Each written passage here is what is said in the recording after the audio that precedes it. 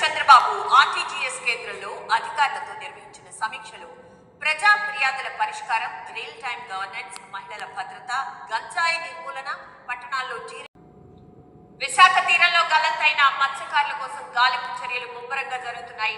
సముద్రంలో చిక్కుకున్న ఏడుగుల్లో ఒకరిని వాణిజ్య నౌక సిబ్బంది సురక్షితంగా గుర్తించినప్పటికీ శ్రీలంకలోని నెగోంబో జైల్లో జరిగిన అల్లర్లు తీవ్ర విషాదాన్ని మిగిల్చాయి. ఖైదీలు రెండు వర్గాలుగా చేసుకున్న దాడుల్లో 25 మంది చనిపోయారు. మృతుల్లో 4 జైలు గార్డులు కూడా ఉన్నారు. మరో 100 మందికి 3 దేశాల విదేశీ పర్యటనలో భాగంగా ప్రధాని నరేంద్ర మోదీ ఇండోనేషియా చేరుకున్నారు. ఇండోనేషియా అధ్యక్షుడు ప్రబోవో సుబియాంటో విమానాశ్రయంలో మోదీ పహల్గాం ఉగ్రదాడి కేసులో జాతీయ దర్యాప్తు సంస్థ ఎన్ఐఏ మరో కీలక ముందడుగు వేసింది. ఈ కేసులో పాకిస్తాన్కు చెందిన ఉగ్రవాది మహారాష్ట్రలో భారీ వర్షాలు బీభత్సం సృష్టిస్తున్నాయి. అదే ఆర్థిక రాజధాని ముంబై అయితే భారీ వర్షాలకు నిలువున వణికిపోతోంది.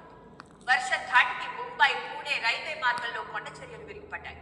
దీంతో పలు రైళ్ల మనిషిపై దాడి చేసి హతమార్చిన పెద్ద పులి ఎట్టకేలకు బోర్డులో చిక్కింది. చంద్రపూర్ జిల్లాలోని అటవీ ప్రాంతంలో పెద్ద పులిని బంధించారు అటవీ శాఖ అధికారులు. వారం క్రితం తడోబా రంగారెడ్డి జిల్లా కొత్తూరు మండలం సిద్ధాపూర్లో ప్రతిపాదిత డంప్ యార్డ్ వివాదం రాజకీయ రంగు పులుముకుంది. డంప్ యార్డ్ ఏర్పాటు నెల్లూరు జిల్లా విడవలూరు మండలం రామతీర్థం గ్రామంలోని శ్రీ రామలింగేశ్వర స్వామి ఆలయంలో బ్రహ్మోత్సవాలు అత్యంత వైభవంగా ప్రారంభమయ్యాయి. సంధ్యా థియేటర్ తొక్కిసలాట కేసుపై నాంపల్లి కోర్టు విచారణ జరిగింది.